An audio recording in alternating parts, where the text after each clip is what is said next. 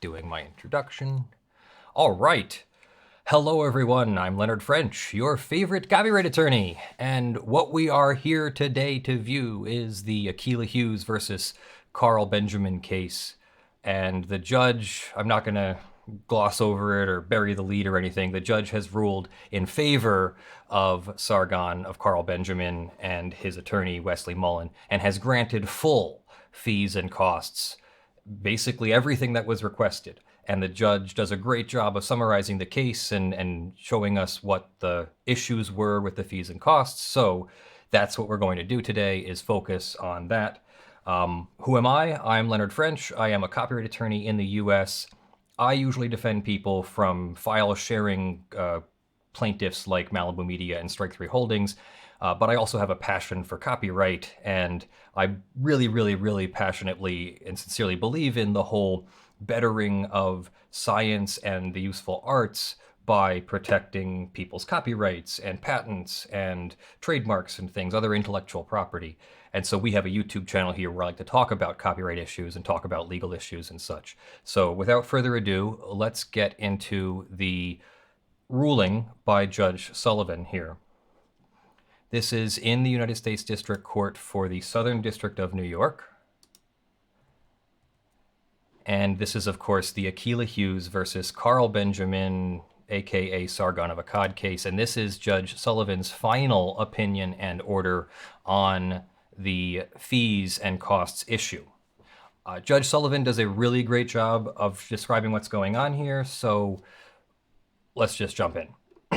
Judge Sullivan writes, defendant Carl Benjamin, also known as Sargon of Akkad, brings this motion for attorney's fees pursuant to 17 U.S.C. 505, that's the fee-shifting provision of copyright, following the court's dismissal of the copyright infringement action brought by plaintiff Akilah Hughes against Benjamin and 10 John Doe defendants. For the reasons set forth below, the court grants Benjamin's motion and concludes that he is entitled to $38,911.89 in attorney's fees and costs. And that means that Akilah Hughes is going to have to pay that, unless somehow the parties come to an agreement, or just for some reason Carl Benjamin and his attorney just let it go. That's not my decision, but they, of course, can make all those decisions for themselves. Now, the court says, I'll read the footnote at the end. The court presumes the parties' familiarity with the underlying facts and procedural history of the case, which are set forth more fully in the February 3rd opinion and order. We covered that case, and you can find that on our channel, and I'll make sure that when this is turned into a VOD or video on demand, then the card will be there. The court will offer a short summary for the purposes of this opinion and order, and the court notes that in deciding this motion, the court has considered Benjamin's memorandum of law in support of his motion, Hughes' memorandum of law in opposition, and Benjamin's reply, and the exhibits and declarations filed in connection with those submissions. The court will say something else about that later. On November 18th, 2016, Hughes, an internet commentator and filmmaker, posted a 9-minute and 50-second video titled "We Thought She Would Win" to her YouTube channel. "We Thought She Would Win" consisted of footage of Hughes at Hillary Clinton's campaign party at the Jacob Javits Convention Center in Manhattan on November 8th, 2016, the night of the 2016 presidential election. In the video, Hughes related the night's events and commented on the implications of Secretary Clinton's defeat by now President Donald Trump. The next day, Hughes discovered that Benjamin, a fellow YouTuber but with a decidedly conservative or libertarian bent, had posted a video titled SJW Levels of Awareness to one of his YouTube channels.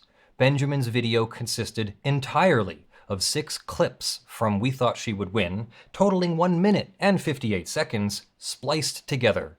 Hughes responded by submitting a takedown notice to YouTube pursuant to the Digital Millennium Copyright Act, 17 U.S.C. 512, which led to YouTube disabling public access to Benjamin's video. Benjamin immediately emailed Hughes and requested that she withdraw the takedown notice, asserting that his video fell within the fair use exception to the Copyright Act as parody or satire. 3 days later, After Hughes refused to withdraw her notice, Benjamin sent YouTube a DMCA counter-notification asserting that SJW Levels of Awareness was entirely transformative and intended for parody. Thereafter, YouTube reinstated public access to Benjamin's video.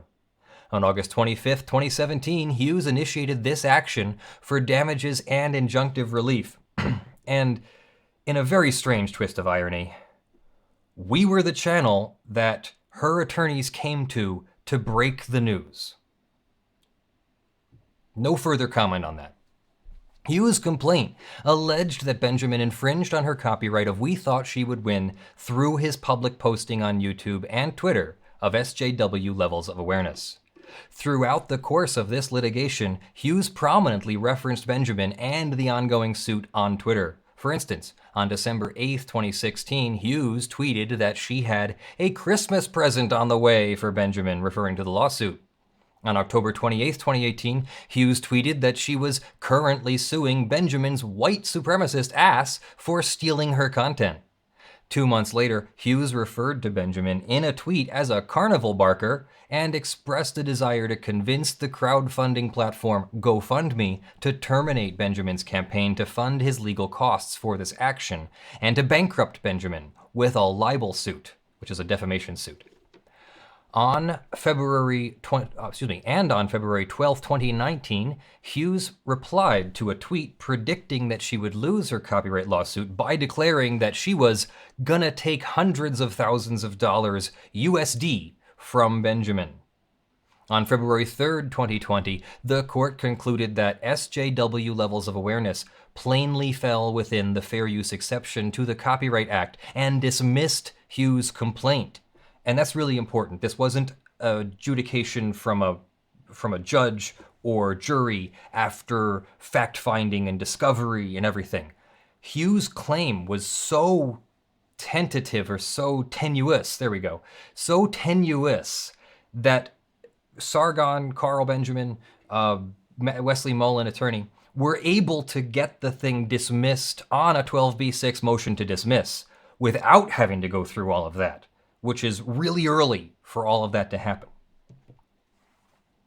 In particular, the court determined that a reasonable observer who came across Benjamin's video would quickly grasp its critical purpose, that Benjamin's target audience, generally political conservatives and libertarians, is obviously not the same as Hughes's target audience, generally political liberals, and that the fair use defense clearly applies based on the face of Hughes' complaint and a reference to the videos themselves.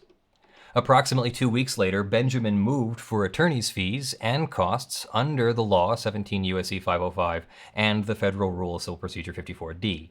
Hughes opposes his request, arguing that she had a good faith belief that Benjamin violated her copyright, that her only motivation for commencing this action was to protect her copyrighted work, that she litigated her claims reasonably by attempting to reach a settlement, that Benjamin has already received adequate compensation through his crowdfunding campaign to pay his legal fees, and that an award would not deter similar litigation in the future because widespread public criticism as a result of losing this lawsuit has already proved a sufficient deterrent.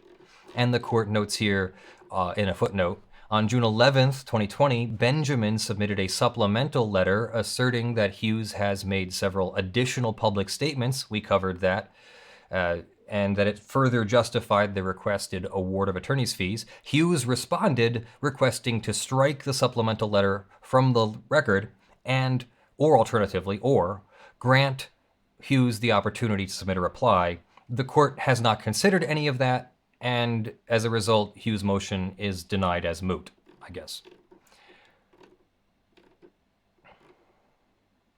Where were we with footnote 2? I've lost my place. Footnote 2 is where? Here, got it. Okay. This court has jurisdiction, yada yada. The court possesses broad leeway to award fees, so it's within the court's discretion. That discretion should be exercised with an eye towards furthering copyright's purpose, enriching the general public through access to creative works. This is known as the Fogarty factors. So when you're a law student, you're a lawyer, you're going to win a case, and you need to make your argument for fees and costs, you want to look to Fogarty versus Fantasy, a 1994 Supreme Court case. So these are the Fogarty factors. While this is necessarily a holistic inquiry, the Supreme Court has identified several factors, the Fogarty factors, that help guide the analysis. Frivolousness, motivation, objective unreasonableness, and the need in particular circumstances to advance considerations of compensation and deterrence. Camera is frozen. Camera is frozen. That is unfortunate. We are going to have to figure out why the camera keeps freezing. I guess I can just stop. I can stop and start again. I should be able to do that. 1 second. Do you want me to find out where it froze? Actually, 1 second, because we still have audio. So hang on just 1 second. I might just be able to deactivate the camera, reactivate the camera. That seems to have not worked, amazingly enough. Okay, it worked for like a second.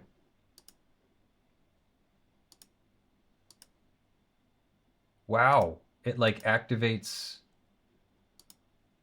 Okay, well, I guess I have. Did we come back up? Somebody let me know if we came back up. Okay, I think we've come back up.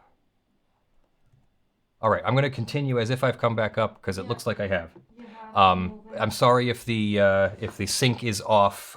This is some kind of negative interaction between the Atom Mini Pro and the OBS streaming software. I'm not sure what's happening. So I switched to the Camlink 4K, which I backup. Glad I have a backup. All right. While this is necessarily a holistic inquiry, the Supreme Court has identified several factors, the Fogarty factors: frivolousness, motivation, objective unreasonableness, and the need in particular circumstances to advance considerations of compensation and deterrence. Of those factors, the objective unreasonableness of the losing party's position carries the most weight. No one factor is dispositive. Indeed, a court may award fees even where the losing party put forward reasonable arguments, so long as an award would further the Copyright Act's goal of ensuring public access to new creative works. Consequently, courts should not award fees and costs as a matter of course. Rather, a court must make a more particularized case-by-case assessment. Should a court determine that an award of fees is warranted, that does not end its inquiry. It must then assess the prevailing party's requested fees to make sure they are reasonable. So we're going to do this two-step inquiry. First, is there a fee award, and then is the amount of the fee award reasonable? So looking at the Fogarty factors. Objective unreasonableness, which should be given substantial weight when determining whether to award fees, is generally used to describe claims that have no legal or factual support. No legal or factual support. A copyright infringement claim is objectively unreasonable when the claim is clearly without merit or otherwise patently devoid of legal or factual basis. In this sentence, patently means on its face, means it's obvious on the outside. I think of a patent leather shoe. A patent leather shoe is very shiny on the outside, so patently devoid of legal or factual basis means on the outside it is devoid of legal factual basis. The opposite is latent. A latent defect is a defect that's inside the shoe. So you can't see it. It's inside the shoe. You have to take the shoe apart to find it. I don't know if that helps anybody, but that's how I remember it. Notably, however, a position is not unreasonable merely because it is weak. See Leibovitz v. Paramount Pictures, not that Leibovitz. In addition, though the finding that a plaintiff advanced an objectively unreasonable claim can be sufficient grounds on which to award fees to the prevailing defendant, the Supreme Court has made clear that such a finding does not automatically trigger an award. As a result, in any case, a court may award fees even though the losing party offered reasonable arguments, or conversely, they may deny fees even though the losing party made unreasonable ones. A finding of objective unreasonableness does not necessarily preclude the award of fees. Here, Hughes's claims were objectively unreasonable, a fact that was clear from the face of the complaint and the videos at the heart of the dispute. A district court, that has ruled on the merits of a copyright case can easily assess whether the losing party advanced an unreasonable claim or defense. Tellingly, the complaint describes Benjamin's video as an effort to mock and discredit Hughes, which are two strong indicators that the work is fair use as criticism. As the court noted in its opinion, it is clear from the face of Hughes' complaint that Benjamin copied portions of We Thought She Would Win for the transformative purposes of criticism and commentary.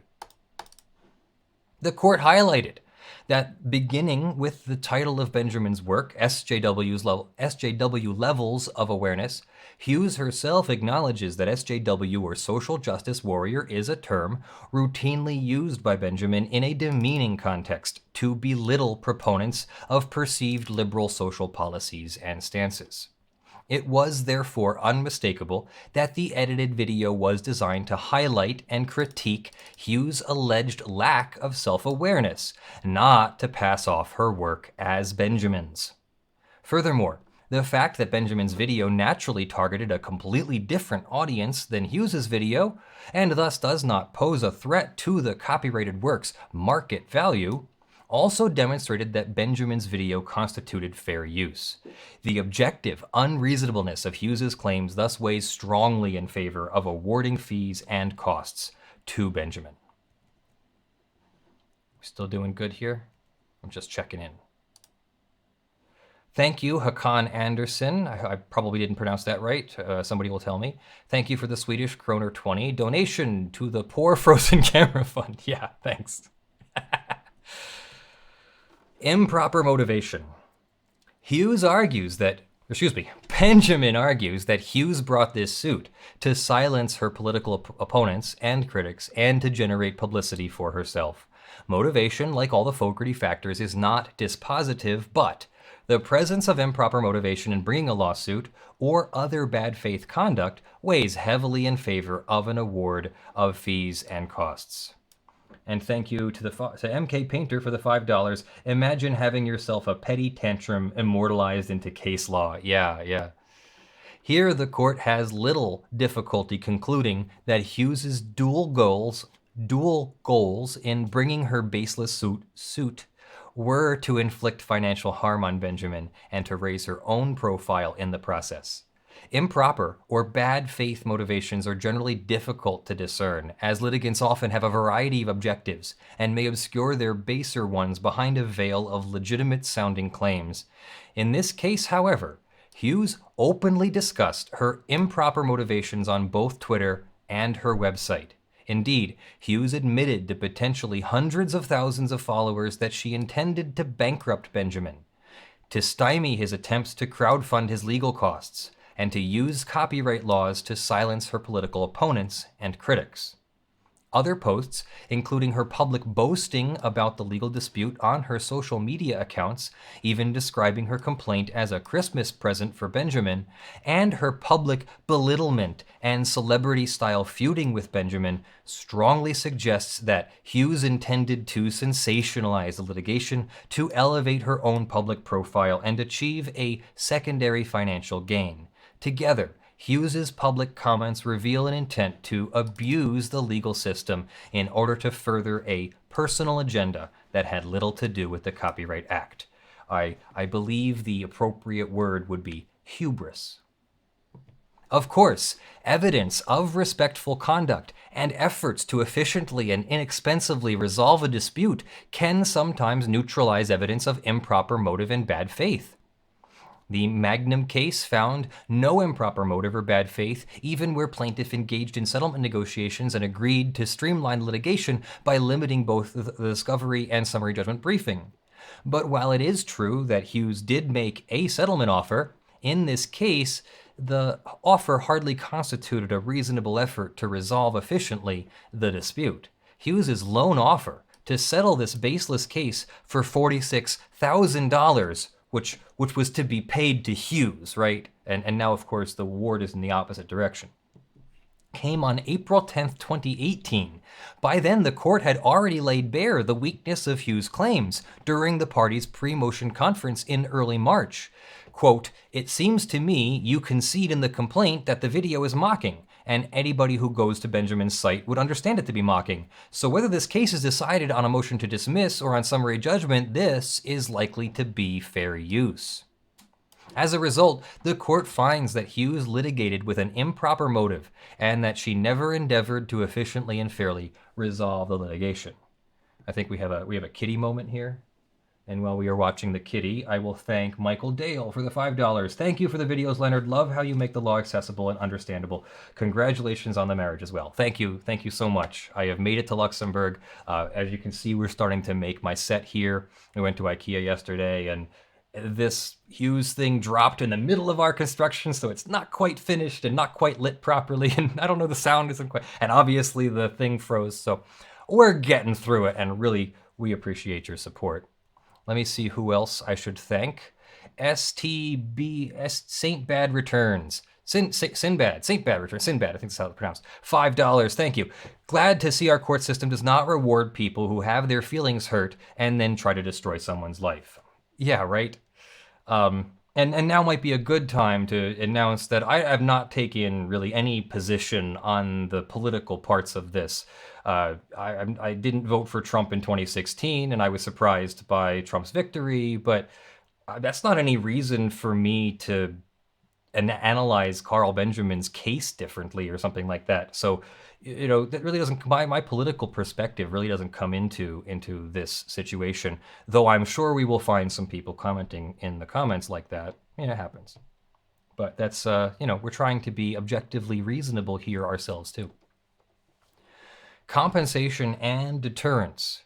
Two equitable considerations that courts must also assess exist for the dual purposes of incentivizing parties with strong claims to litigate them and deterring parties with weak claims from embarking on wasteful litigation. In other words, the court wants the parties with strong meritorious claims to litigate them. That's our preferred way of resolving our disputes in a civilized society. But if you don't have a strong claim, the court has to deter you from taking advantage of the system and causing the other person a giant headache over a weak claim. Hughes makes much of the fact that Benjamin's GoFundMe campaign raised over $120,000, much more than the approximately $40,000 he expected to defend this case. But that fact alone does not preclude an award of attorney's fees. Indeed, courts frequently allow recovery even where the prevailing party did not actually suffer financial harm, as in cases where the third party provided or paid for a prevailing party's legal services. The fact that a prevailing party's legal fees are paid by a third party should not deprive it of the ability to recover fees for the total amount spent on successfully litigating a case. There is nothing in the law that precludes a prevailing party from receiving reasonable attorney's fees even though they were indemnified. Another case, the fact that a prevailing party's legal fees and expenses have been paid by a third party may be a factor which the court considers in deciding whether to exercise its discretion in awarding fees, but that fact does not bar the prevailing party from recovering such fees.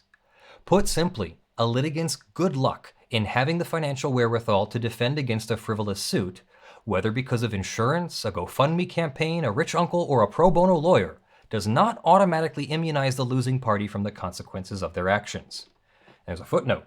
To be sure, the Second Circuit has cautioned that a fee award should not amount to a windfall for the prevailing party, but in this context, a windfall refers to either an exorbitantly large award as a result of, among other things, an atypical billing arrangement between the prevailing party and her counsel, or remanding it sounded like there was an or in there, but apparently there's just cite a bunch of cases. So a case remanding to the trial court to ensure that a contingent fee arrangement does not result in an unjustified windfall, or awarding fees to a prevailing plaintiff who has already received large damages awards. That's sufficient to compensate them and deter future copyright abuses. Another case explaining that in light of a $2.5 million statutory damage award that plaintiff had been appropriately compensated. In this case, Benjamin has neither received a damages award, as will be discussed momentarily, nor are the fees he seeks out of step with the prevailing industry norms. Accordingly, awarding fees here will not result in the type of windfall against which the Second Circuit has cautioned. And compensation aside, the court must also consider deterrence. Fee awards are a double-edged sword. They may reward They may increase the reward for a victory, but they may also enhance the penalty for a defeat. While Benjamin may not be out of pocket any money, awarding fees will still further the important goal of deterring Hughes and other would-be litigants from engaging in similarly abusive conduct in the future. So the court is saying that Hughes' conduct and similar conduct has directly led to a deterrent award trying to deter similarly abusive conduct. This outcome is tightly aligned with the Copyright Act's goal of facilitating the general public's access to creative works. Indeed, because Hughes does not owe Benjamin any damages, a fee award is the only financial consequence that the court may impose on Hughes to deter this conduct going forward. And Hughes's self-serving claim that the public backlash she has received from losing this suit is sufficient deterrence is not persuasive. Wow. Calling that self-serving. So again, a kind of hubris or arrogance, right? Isn't that, I hate to agree, but isn't that exactly what Sargon was doing when he made the video about her in the first place? It's like she didn't learn the lesson in the first place, and now she has to learn it again. Or not. Particularly since Hughes herself played an integral role in publicizing the litigation. It also bears noting that Hughes has never claimed that she is unable to pay Benjamin's fees, or that she will suffer extreme financial hardship if ordered to do so. In short, Hughes endeavored to profit from an objectively unreasonable and frivolous suit by promoting her online profile while at the same time forcing Benjamin to wastefully devote time and resources to defending a baseless action.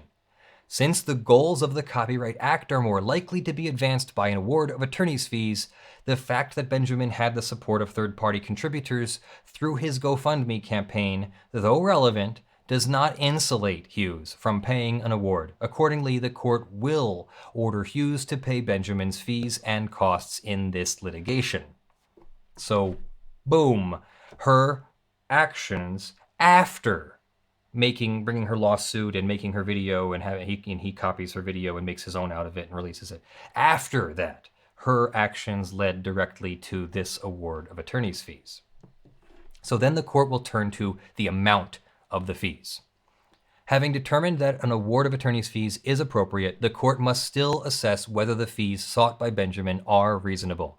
In this circuit, courts calculate a reasonable fee by determining the number of hours reasonably expended on the litigation multiplied by a reasonable hourly rate.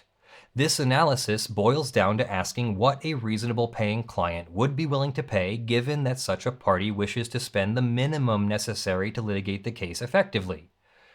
In making this determination, the district court does not play the role of an uninformed arbiter, but may look to its own familiarity with the case and its experience generally, as well as the evidentiary submissions and arguments of the parties.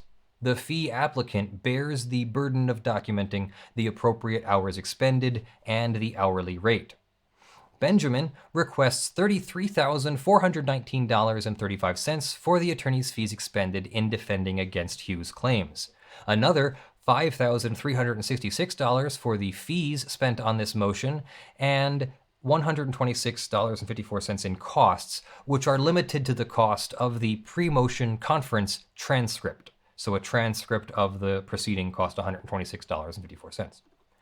Benjamin's lawyers, Mullen PC, charged the following effective hourly rates for the attorneys and law clerks who worked on this matter. $446.09 per hour for Wesley Mullen, the principal attorney at the firm and an experienced litigator who graduated from Harvard Law School in 2007 and was admitted to practice in New York in 2008. $300 per hour for Patrick O. of counsel at Mullen PC and an experienced litigator who graduated from Columbia Law School in 2006 and was admitted to practice in New York in 2007.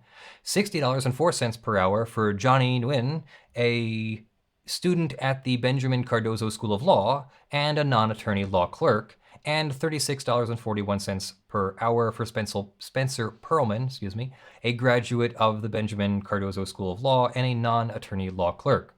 Notably, Mullen PC applied various discounts and write-offs to its billing in this matter, particularly for work performed by its law clerks.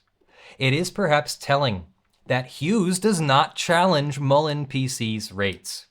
In any event, courts in this district have generally found hourly rates of $400 to $750 per hour to be appropriate for partners in copyright and intellectual property cases. And they go through a bunch of examples. Consequently, the court finds the rates charged by Mullen and O are reasonable. Regarding the rates charged by Mullen PC for its 2 law clerks, which again Hughes does not challenge, courts in this district have generally found hourly rates of $150 to $200 per hour to be reasonable for paralegals in copyright cases. Since in the court's experience, the rates for law clerks who have legal training tend to be higher than those for paralegals, the court finds the rates charged for Perlman and Nguyen, which fall well below the range of $150 to $200 per hour routinely awarded to paralegals, are reasonable.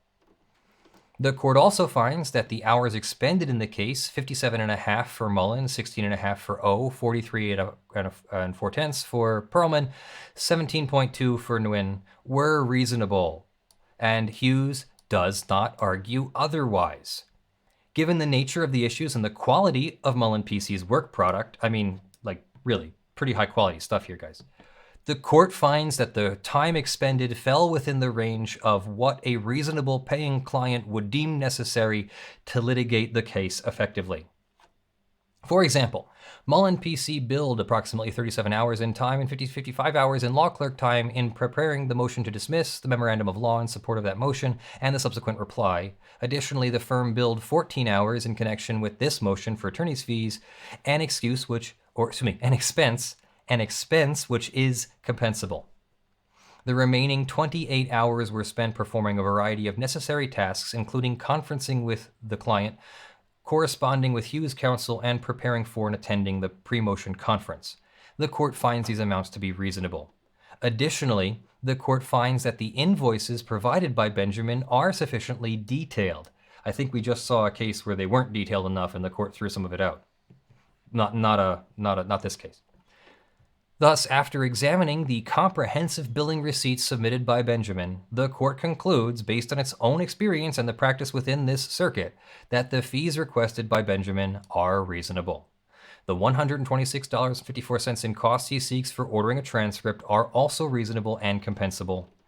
In light of the findings set forth above, the court agrees that full fees and costs should be awarded. It is hereby ordered that Benjamin's motion for attorney's fees is granted. Benjamin is awarded a total of $38,785.35 in attorney's fees and $126.54 in costs. The clerk of court is respectfully directed to terminate the motions, and that is so ordered. August 4th, Richard J. Sullivan, United States Circuit Judge, sitting by designation in the Southern District of New York. Circuit Judge usually means he's coming from the appeals court, but he's acting in the capacity of district court judge. So that's also kind of remarkable because you get that level of experience and knowledge and then down at the district court. So I don't know if that's exactly what's happening, but really interesting findings there that Akilah Hughes was objectively unreasonable and that her hubris in bringing this lawsuit and writing about it in her social media and all that was activity or behavior that the court felt needed to be deterred from future litigation by her and by others. So I often get asked, is this precedential? Yes, this is exactly precedential. This is exactly what we look for. It's not, so this is the doctrine of stare decisis, stare decisis. And it means that while this case is not precedential as in other courts are required to follow it, it's very persuasive. It shows what the Southern District of New York has done before, and it should be, thanks to this judge's research and all of the citations here, it should be exactly in line with previous cases and fee awards. So what gets to be precedential is that now we know that if you take a video from a political opponent and you chop it up and you make it look bad for them in a mocking and a criticizing way, that's probably a fair use, even if you didn't say commentary, even if you didn't write commentary. All Sargon did was put it up put up his edit, so it's a his cut, his edit of her video, but he put it up with a title that showed that he was mocking or satirizing her attitude about the 2016 election night. And then her doubling down on how she had to be right and he owed her $46,000 and she was going to bankrupt him and all that. None of that is what copyright is supposed to further. It's supposed to further the sciences and the useful arts. I think here we're in the useful arts. And so making videos about your political position and making videos criticizing an opponent's political position is exactly the kind of useful arts that the Copyright Act and the Fair Use section were meant to serve. So here we are. That's how we get there. I think it's really remarkable. I even disagree with, like, I'm on a different side of the political spectrum from Carl Benjamin, but I consider myself an objective and reasonable person, and so I can look at the situation and say, he's right. Even if I don't agree with his political choices or perspective or whatever, he's made the right choice here as far as whether his video is fair use. So I guess congratulations to Wesley Mullen, to Carl Benjamin. Really good job in defending what was a quite frivolous copyright lawsuit. Let's thank a few people here. Michael Dale, thanks for the $5. Oh, I already thanked you. Thank you, Cheez-It Ninja, for the $50. I really appreciate you laying the copyright law bare and explaining them clearly when many times such things are obfuscated in fear of the possible consequences of being involved with the court. St. Bad Returns, or Sinbad Returns, thank you for not letting your political views skew your objectivity one way or the other. And then thank you to T Neil 89 for the $5. How embarrassing.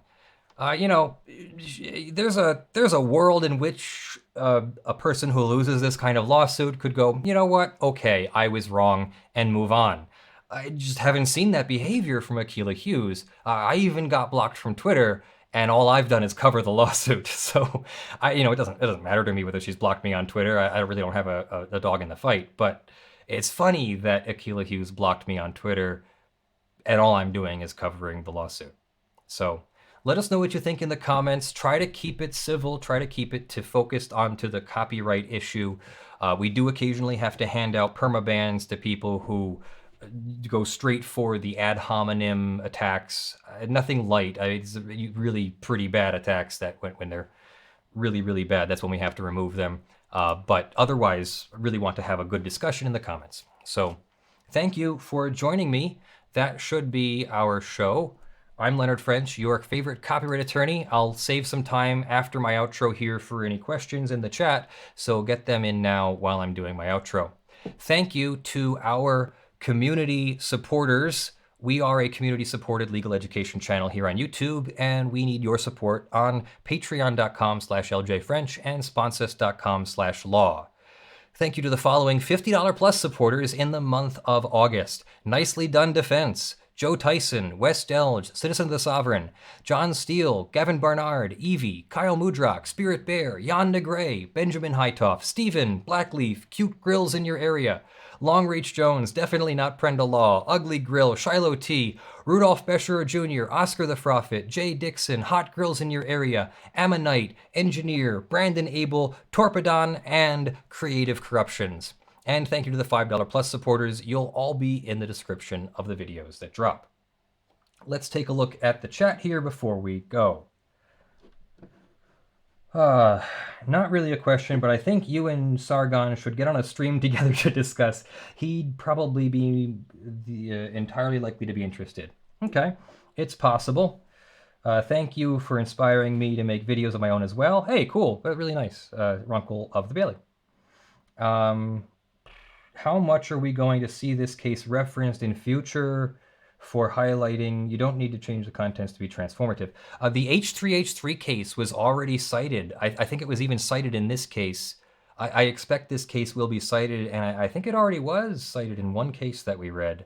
But yeah, I expect that this case will be cited for exactly that proposition of where is the line between copying someone's YouTube video and reposting it on your channel and editing it enough to be fair use.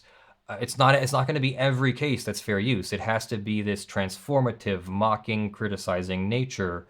and it has to be within the rest of the fair use factors. Remember, this opinion that we read today was just about fees and costs. It's the February 3rd, 2020 opinion you need to go back to and watch or read if you want to learn more about how the court applied the fair use factors. The amount and substantiality of the portion that was used, the market usurpation factor, those things came into it too. Carl Benjamin and Akilah Hughes are not in the same market, and he did use less of her video than the whole thing, and he used only what he needed, so... how is my computer saying I have no internet connection? All right, well, that's going to be an interesting moment when Stream figures that out. I have no idea how it says I have no internet connection, but yet I'm still connected. I have internet. You have internet, and okay, this is just weird. I obviously have a lot of work to do on this streaming setup before we do this again. No, that's You're still streaming this part, by the way. Okay, it's weird. I have a big pop-up here that says I have no internet connection. Okay, so thanks for joining me. One more question. Is Benjamin lucky or clever? He was clever. This was not luck. I think he knew that he was making a fair use, tried to make a fair use, and now he also hired the right attorney, apparently, to defend his case. So I'm not associated with Wesley Mullen. Attorney Mullen has donated to our channel before as a thank you for covering these, but I honestly and objectively believe that Attorney Mullen and his firm did a great job here. I don't have a dog in the fight. If I had to hire someone in New York to defend my copyright case, he would be on my list, most definitely. So definitely, if you have a problem, reach out to... I just lost my... No, we're good. We're back. Okay. No idea. You never left. Never left? Okay, I had a drop frame here. Apparently it's a new Windows 10 update that's bug. Great. So I must have not managed to postpone the update. Anyway, I'll let you go. Thank you very much for coming. I'm Leonard French, your favorite copyright attorney. I love you all, and I'll see you in the next video.